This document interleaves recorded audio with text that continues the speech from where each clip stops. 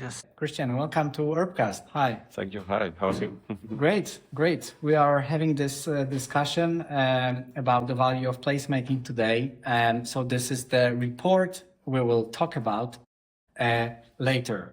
Yeah. Before that, I would love to ask you to tell a bit about your transition and your journey. And you are coming from the music world and the culture world, and at some point you also started connecting this world with cities, with urban development. Yeah.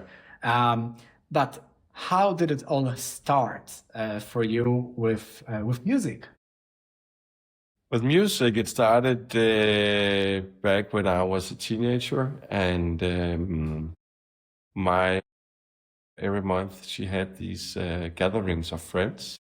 And they all played guitar. So they brought their acoustic guitars and they were sitting on the floor and guitar together. So I wanted to be part of that. I wanted to step into the community. So I'm like, how do I do that? I have to learn to play guitar. So I did that. Actually, my mom was helping me in the beginning how to play because she also plays guitar. And then I took a few classes, but not much. But I was rehearsing on my own. It just happened. And then later in high school, I was like, I didn't dream about becoming a rock star, but I thought if I found the right band, I could make them big. You know, I had the ambition about like doing something if I had the right material. And when I started university, I think already the first day I met Simon from my band, Simon Kvam, and we founded Nephew, and that is 30 years ago. So it's a long time ago. And since then, I had a lot of music career. I still play music right now, mainly with a guy called Urbcast. He's a Danish rapper. We just played 12 shows around Denmark. But I also had, earlier this year in February, I played 2 shows at Royal Arena together with Simon from my band and some of the guys from Nephew. So still pretty active, even though my focus is elsewhere, yeah. And you are probably the only guest that has the staff, the guitars, and the violins, and all the music instruments. So also thanks for letting me using your staff. Of course. I mean, you never know when you're gonna need a good microphone stand. So I'm happy that I can contribute a little bit as well. Exactly.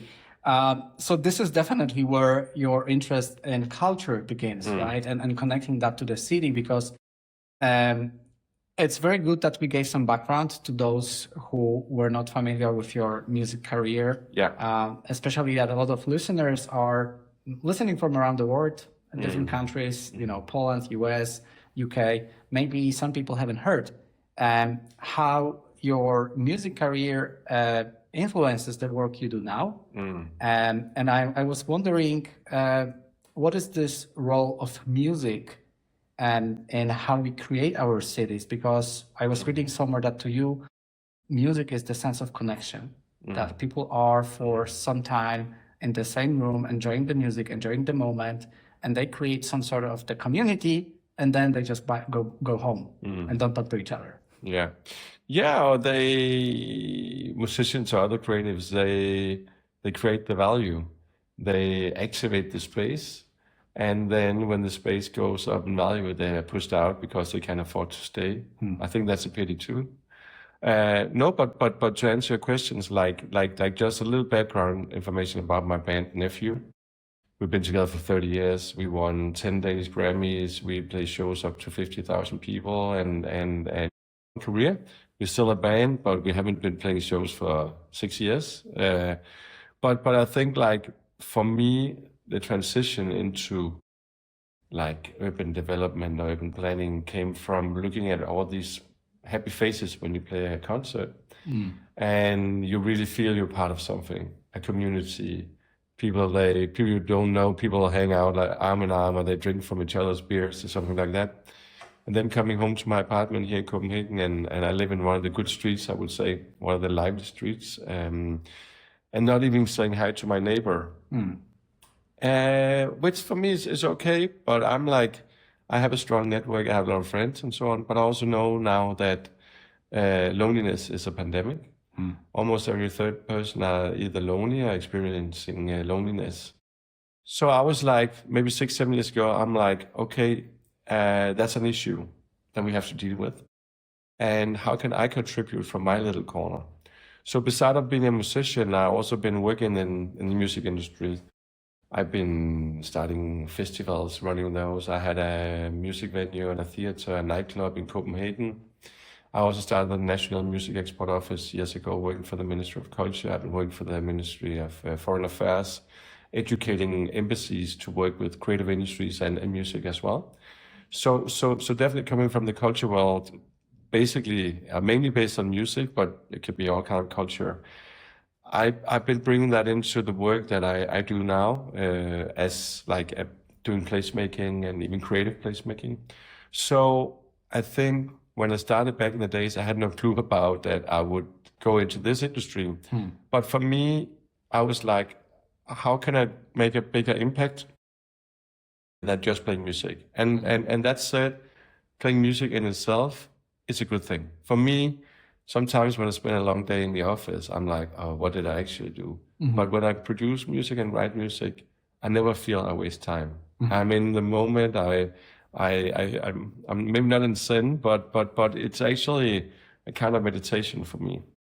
So anyways, I was like, how can I use that for impact? And I think cities is where most of us live. Some people live in the countryside, but I think cities really need to be developed in a way where we look at humans first and then buildings later.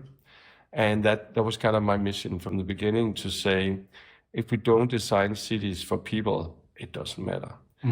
And especially the focus that we have in my company, Volcano, where we focused on the next gen, the young generation, the future citizens, is something that's really been taking up my mind, and how we can activate them to be part of the city, but also be part of the design phase. Not only do something that I, as a 50-year-old privileged white male, think is good, but actually involve people and get an understanding about what is important for them. So that's how we transitioned into cities. But I'm not an architect. I don't have any education in terms of this, but I do feel as a musician and a creative, I can ask stupid questions, both in terms of architecture, but also in terms of how you develop business models that kind of make sense for all. And I did learn very fast that to convince or to make a change, you have to move the big money. And the only way to move the big money is to speak the same language as the people that are handling the money. That could be pension funds or developers and investors. And you have to show them that actually doing good, and in my term, that would be doing great placemaking for people. That is also a good business. And I know we're gonna come back to talk about the report later, but that's been my driver to say, I am a musician, but how do you speak a language that people can relate to? And for me, money is not a goal, but it's a damn good tool to reach your goal. So I need to activate people with money, and I need to make them understand that if they miss out on good placemaking, they will have a less financial return on what they do. So that's part of my mission today. But I do this to create better lives, to create more livable cities, to build stronger communities. That's my driver. And you definitely are good at bringing people together. We also met at the placemaking conference, and the conference at which you also launched the report. And I think this comes together very well with your previous experience, with your care for human and all of that, especially in the cities. And you did mention the pandemic of loneliness, and this is where cities can actually help, because this is where we all gather and where we share moments, especially around culture. I think that when you, for example, go to Paris, you should visit Louvre. When you go to north of Copenhagen, you should definitely visit Louisiana. Or you go to Berlin, you probably should see the club scene. So the culture is definitely embedded in our city tissue. How do you work with culture besides what you mentioned already at Volcano? And especially, how do you create the value in the city? And how do you make sure that this value, the culture, stays?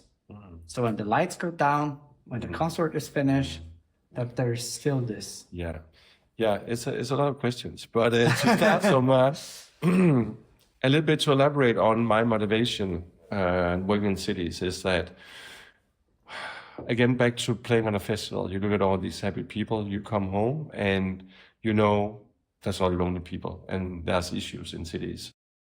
And you're like, every day cannot be a party, we have days where we party, hopefully, and have a good time, and there's days where we just have to survive, basically, for everyone. But I was like, one thing is when we do the big events, that then people gather, they maybe buy a ticket, they come together, go out for dining, they meet their friends.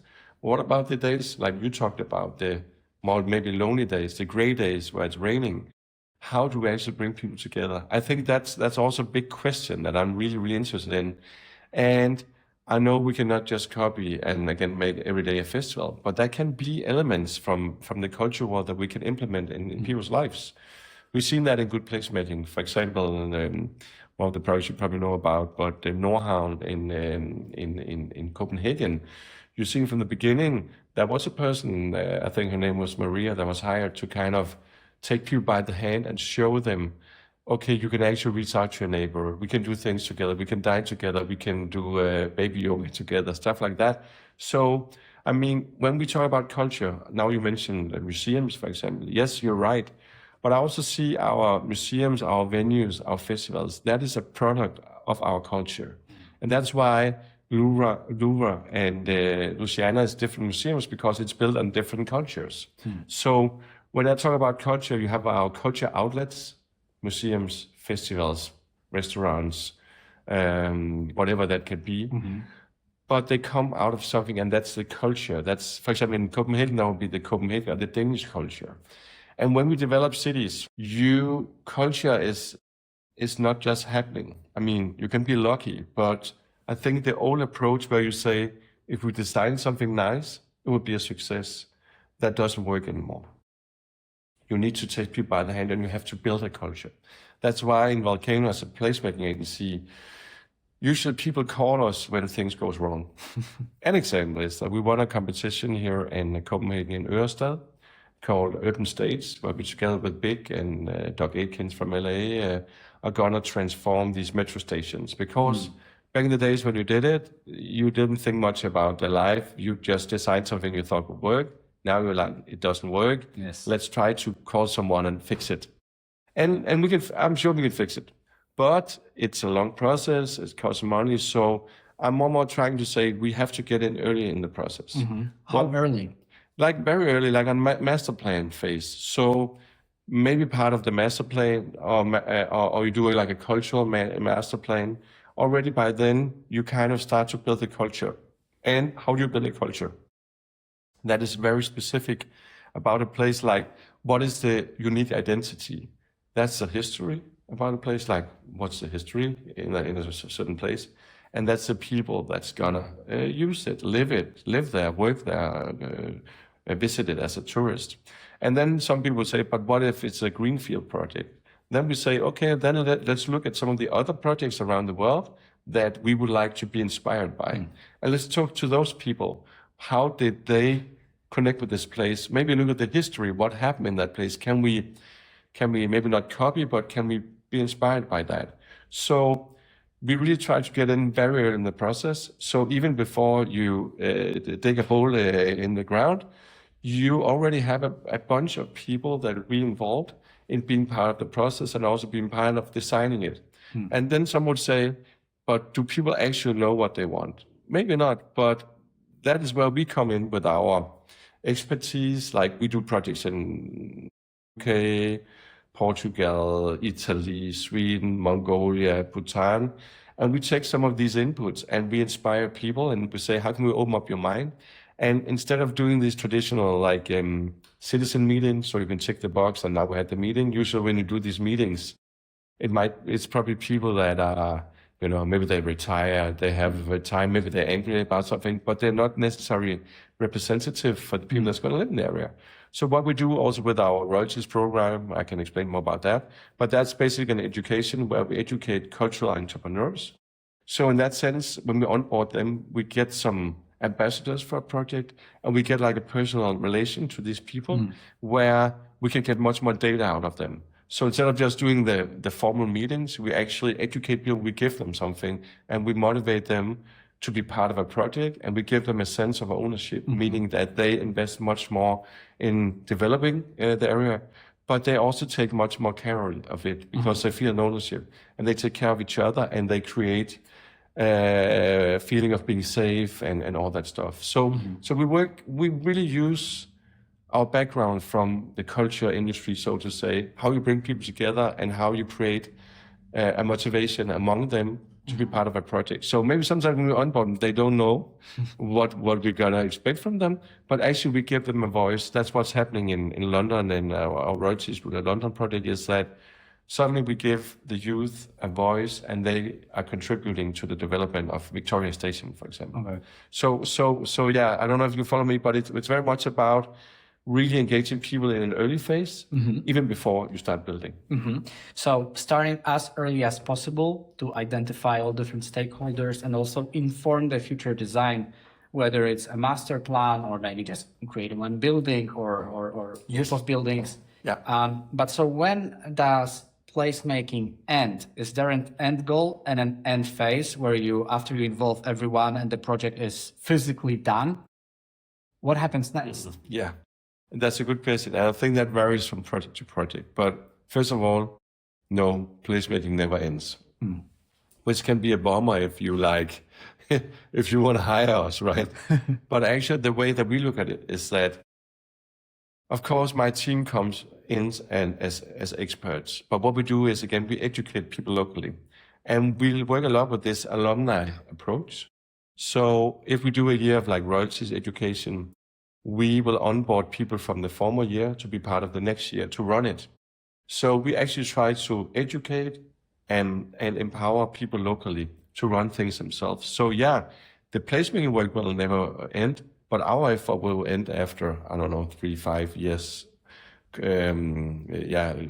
Depending on what kind of project we're involved in. But the placemaking work will always develop because people will develop, technology will develop, the way we live together will develop. We used to do 2 types of apartments in Copenhagen, and now I think the last thing I heard is you have 47 different kinds of families, right? So one size doesn't fit all. So placemaking will always evolve in some way. But our work is probably a few years, and then we empower people to run it themselves. It's often that when you start with the placemaking, the cultural element at the beginning of a development, you can think of an old industrial site and that is being reprogrammed, and there is a new master plan and potentially a new development. Yeah. And then you start with the cultural layer, and it often, not always, but often then some buzz is being created and more people start coming, whether it's like a music venue or some other temporary activities. In Copenhagen, we had, for example, Papirøen, the paper island, where we had, for example, the food court with some different food booths. And then some kind of place was created and then it finished. And so I wonder, how do you make sure that some of the elements they still stay in the city? Because when you move to another district, you work with another group, completely new group. So how can you make sure, or should you preserve those hotspots in the city? I think you know the answer. My answer would be yes, of course. And not to talk too much about the report yet, but actually one thing we did during the process was that we looked at 3 different areas in Copenhagen. Nordhavn, Aarhusgade Kvarter. We looked at Carlsberg City, Carlsberg Byen, and then Sydhavns Kvarter. And we could see the areas where they did good placemaking, whatever that is. That's also a big definition, but let's say you create a place where you maintain the history, you don't throw people out. I mean, you give a chance for some people to stay. You curate the commercial tenants, so you make something that's local, that's unique for the area. You create mobility, accessibility, stuff like that. Then you can see that there's a bigger return of investment for investors as well. what happened in Carlsbergbyen, and I think it's getting better and better. But first of all, you did a lot of like high density buildings, but also people that moved in, they had an idea about that was a creative area with a lot of creatives, because in that temporary phase from when they closed down the brewery and so on, you had like a lot of like Tap It, this music venue, and Dansehall and a lot of activities. But suddenly people were pushed out because they had to develop the area. And people that moved in, they thought, I'm going to be in this creative area. But they found out that the neighbor was also an accountant or a lawyer or something like that. So yeah, so that's a lose-lose situation. So of course it's on my mind, like who's actually creating value in the city, in a space that's often creatives, but they don't have a lot of money, but they give so much, they create a different kind of value. So something we look at in Volcano is also very much saying, having creative places where people contribute in different ways. Maybe the law firm, they want the top floor and they can pay premium rent, but maybe the ground floor is more the creatives that are part of creating a destination. They create a space that people want, they want to go there because they want to experience the art or the music or whatever that is. But of course, they might not be able to pay the same rent as the law firm. But then say to them, okay, you can be here, maybe for a reduced price, but you have to do 2 events a month. You have to invite the local community in. You have to do something extra, because that's what you're good at. And then you have to develop a business model where you, all in all, get the income that you need, but you have an understanding that the creatives are actually contributing in a way that's also creating a financial value, because we know places that are attractive goes up in value. You see, like if you have the cool place, like I live in a place called, a street called Nansensgade in Copenhagen. And it's like, since I moved in 17 years ago, like the price went up crazy. But here, there's no Starbucks, not because I have anything against Starbucks, but every store here is specialized store. I even have a store here in the street selling guitar pedals, like effects for my guitar. That's the only one in Denmark. You have a ramen place here where every day there's a 30-minute line outside of people only speaking Spanish. I don't know why, but that's a destination. You create, for Spanish-speaking people, apparently, they heard about this ramen place, which is great, by the way. Yeah. So if you curate, if you work with the Starbucks as a developer, okay, with a Starbucks, people can get the coffee. They have a big, they have money in the bank, so, it's a safe choice. But if we choose a local coffee maker, maybe she or he, they're like, we don't know about their finances, how they run a business. It's a bigger risk maybe, but we can just see if you create like unique destinations, people will come and the value will go up. So we're still developing the business model behind this, but we can see that if you do good placemaking and if you maintain some of the creative players, it's a value maker. Yes. So definitely you would argue for having like a local bookstore, which is very unique, instead of having a chain where everything is exactly the same. And it's also harder to build the connection because, it's going to just move out. Yeah, I mean, everyone can start a Disneyland if you can afford to pay the lease, but creating something special, that means a lot. Like the biggest tourist attraction in Denmark, that's Tivoli. I don't know if your listener know Tivoli, but it's amusement park. Yeah, I think it's the oldest amusement park in the world. I mean, if that was a Disney World, we wouldn't have the same tourists because they want to go and see the unique place here. So that I think it's I don't know if it's a bad example, but it's an example that the uniqueness is something that you can actually get a lot of value without having to invest in big brands and something like that, by having your unique identity, because then you create a destination. But the key point you mentioned is that once it's set up, either it's like a unique destination or there is a place where culture happens. At some point, the value is created.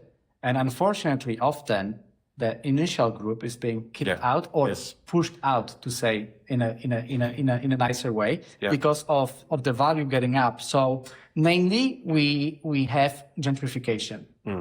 How would you answer to some critics saying that the value, that the placemaking increases the value and therefore is acting against the groups that started the place or against the citizens that lived in this place? Yes, that's a very relevant question. And I'm still working on it. And I hope you as a listener, please contact me if you have any ideas. I have a few, and I would like to share it with you. First of all, we can now prove also with the report that if you do good placemaking, the value will go up.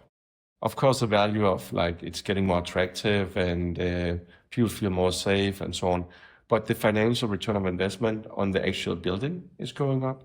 And on a society level, there will be more tax. It's a good business to do good placemaking. And then you say, yeah, but what about the people that actually part of creating the value? What we are looking into now is that when we work with the developer to say that, yes, now you can see that you can actually make a good business model behind this because you do good placemaking, and you can actually afford to put in affordable housing, student housing as well. And why should you do that? Because we're like, why don't I make some more luxury apartments?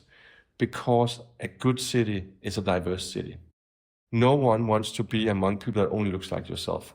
So if you have a diverse city, that has a higher value than living in a gated community. Maybe on the actual building, yes, you can sell it for more, but a diverse city is a better city. I used to live in Los Angeles before COVID. I was running, I made a culture embassy called NordicLA, helping Nordic creatives to get into the US market. And LA is a city today where you need to earn a lot of money just to be able to live there. I know LA is a huge city, but a lot of people doing the more like service jobs, the low income jobs, they cannot afford to live there anymore. That means you have a big group of people that is super needed to run the city that have to commute 3, 4, 5 hours a day. And it's happening everywhere now, especially even in Denmark, even in Copenhagen. Yes. I mean, maybe not 3-4 hours commute, but still. No. So, and that's not a good city. And at one point, the value of that city will go down because people will say, I don't want to live there. I don't want to live among only like rich people. And I'm not challenged. I'm not inspired. A good city is a diverse city. So if you make good placemaking, you can make a business model where you can get the return for your investors, even a higher return. Plus, if you get in early with the placemaking approach, you can make sure to make student housing, to make diverse, like different sized apartments, also curate commercial tenants that have different offerings, not only like high class Gucci bags, but you can actually get the local your bag maker, whatever. So my answer is that we have to work on this, but with good placemaking, understanding the business model, we can actually design cities where there's space for everyone. Mm-hmm. But it's not. But we still have to work on this, and this is also part of my report. Is like, how do we get there? And just like I said in terms of the listener, I was also at some point thinking, what if you had creatives in a space and they suddenly the price went up, but they're pushed out? Could you create like maybe a token where like if you create a value, maybe you don't get money, but at least you get a token that you can exchange into new space or some other value.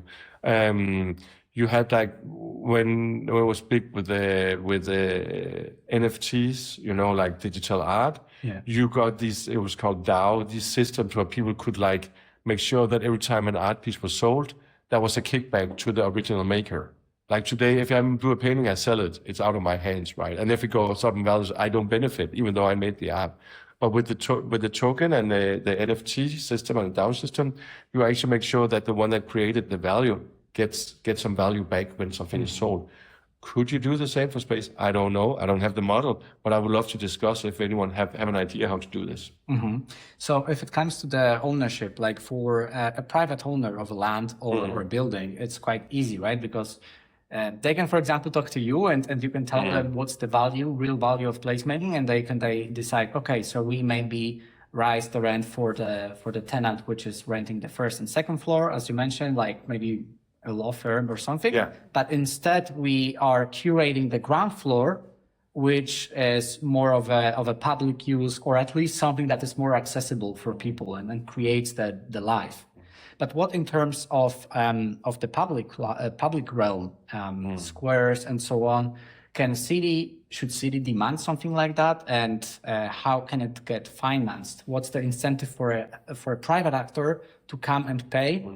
And for example, not for the building, but for example, more in a public realm sphere. That's a good question. Of course, if you look at, let's say you're going to design a new city. For example, I know the king of Bhutan is designing a new city, Gelephu, the Mindfulness City. I was in Bhutan last week to see him. Then, of course, if you're an investor, you would like to invest in the airport or the hospital or the cool venue, but the roads and the sewer system and so on, that's maybe not as exciting. When that's said, of course, I do believe again, creating great public spaces, everyone have to contribute. Again, no placemaking is happening in a vacuum. Like it's part. If you do one thing in the city, it will affect something else. It's all connected. So I think in terms of the investors, you need to have some value propositions and some business models that they can relate to. So also when we talk about placemaking and the master plan, that is that everything is connected. So if we do something over here, it'll affect something over here. Meaning that, hey, you might have an interest also contributing to common space because that might give, better access to you. If you have a private building, maybe you want to use the space for, a festival once a month, or so there's a reason for you to invest in a broader perspective than just in your own little corner, because nothing goes alone. Like everything is part of something bigger. But of course, for an investor, let's say a pension fund, they have one purpose, and that is to optimize the return on investment. Yeah. So that's back to the business model. Again, I'm a musician. I don't have any financial education, but I know if I want to move an agenda and if I want to create change and do something that have a sustainable kind of life in the future, I need to come up with the business models where you as investors can say, well, I invest my money. I am actually doing good. Also, I'm contributing, but I get a very, very good return on investment. So my investors or my members are happy about what we do. So I'm not telling you the solution, but that's the way we have to think. We have to make it an attractive business model. Otherwise, it's going to be philanthropy or something the foundation will do.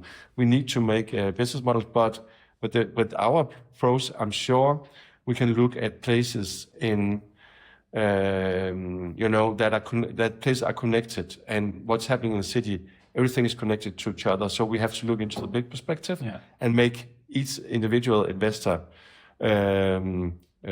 feeling safe about that he or her investment will actually give a financial return. Otherwise, we'll never get anywhere. So I say it's what you talk about. That is a collaboration between a city, a municipality, and each individual investor. Just a short example. The South Harbor or Sydhavn in Aarhus, we were involved in that in the beginning. When this municipality put out the competition, they said, we don't want any drawings, no models, no buildings. We want the vision. And we have some demands for the vision. And one of the demands is that all the creatives, there's a lot of creatives because it was like old industrial areas, like music people, dancers, plus homeless people. All these people, they should be able to stay in the new area. So you can develop it, but you need to have these people in here. So they forced the developer to take a dialogue with each of the creatives and make sure that they had conditions that were not more expensive than the one they had before. So I think that's an example. And I think one of the issues we have is that we do architect competitions or architectural competitions. I love architects. I have architects on my team, but we have to think about people first. We have to make sure what kind of life do we want to create and how do we then build something that supports life. We need to have people in the loop in the design process, so we design something that's relevant for the people that's going to live there. And I think this is why there is a growing relevance and importance of offices or studios like yours, like Volcano, because There is the need. I feel like I myself was working in business development for an architecture office, and I, reading briefs and responding to that. And I feel like there is more and more thinking about the vision first than only the frame. And I think it's good because, as you said, like ultimately that's what we design for. To finalize our discussion, I would like to come back to the report, which we mentioned already throughout our discussion. Yeah. The value of placemaking in urban transformation. Exactly. What is the main takeaway from the report, and what's the next step for you? Yeah. It's been a complicated birth of this report. And why am I saying this? Yes, because this is a very complex area. And why is it that? That's because placemaking is not one thing. It's not like you cannot just tick the box. It takes a lot of work to do placemaking. I think also for investors, that's why they are a little bit afraid sometimes, because they're like, oh, we can't afford it. My kind of approach is that, yeah, if this is not an expense, it's an investment. But yes, it takes some investment. It takes some time, maybe some money to make it going. But if you do it, you'll get a higher financial return of investment. Plus, you'll create a more livable city, a more attractive area. You will give people a chance to live in better communities and so on.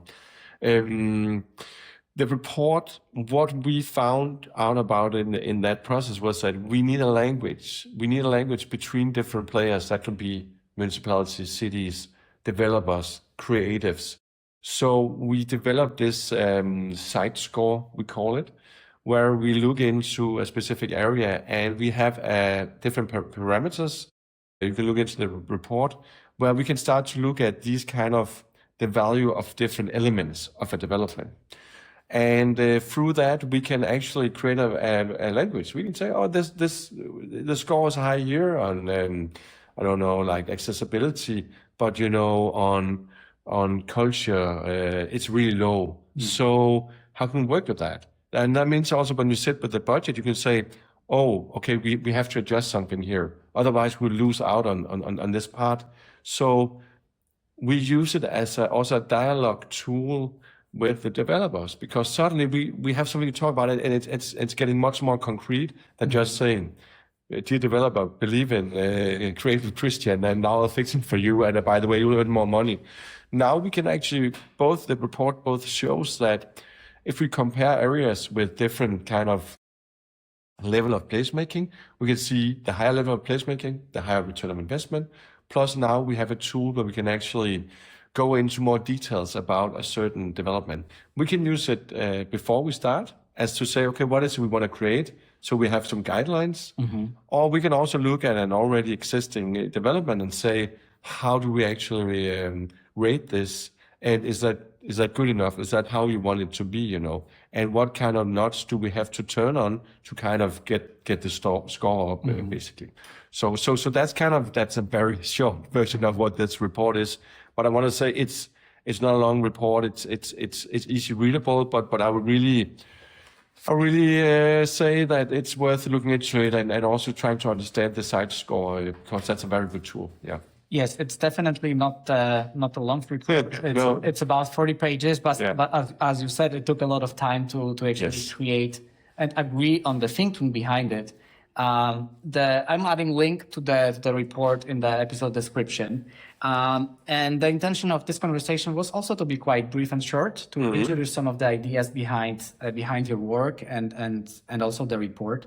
So thanks so much for bringing us to the placemaking words of Volcano. Thank you so much. And just the last word for me is, as I mentioned before, that we are very interested in having dialogues, both with other placemakers, with creatives, but also with pension funds and developers as well. We need to come together around this agenda, and we need to kind of develop it together as well. And I think, from my point of view, placemaking is maybe not the solution for everything, but it's a very good way of creating value that both have a financial value, but also a value for for humans. And if you design cities just for the sake of cities, it doesn't matter. If there's no humans, there was no cities. So we need to talk about humans because they are the ones that's going to live in the cities, but they're also the ones that are going to invest their time, their money, their energy into a specific place. So so we're really ready to have a dialogue. So reach out if you want to continue the conversation, or if you have some input that can make us even better at what we do. We treat this conversation and the report as the conversation starter. Yes. So hopefully there's definitely a dialogue after that between different actors, as you say. Yes, I hope so too. And thanks for letting me be part of the podcast. Thank you so much, and thank you for inviting me to Nensville, a great street. Yes, thank you. Thank you. Tak, thanks. Så tak.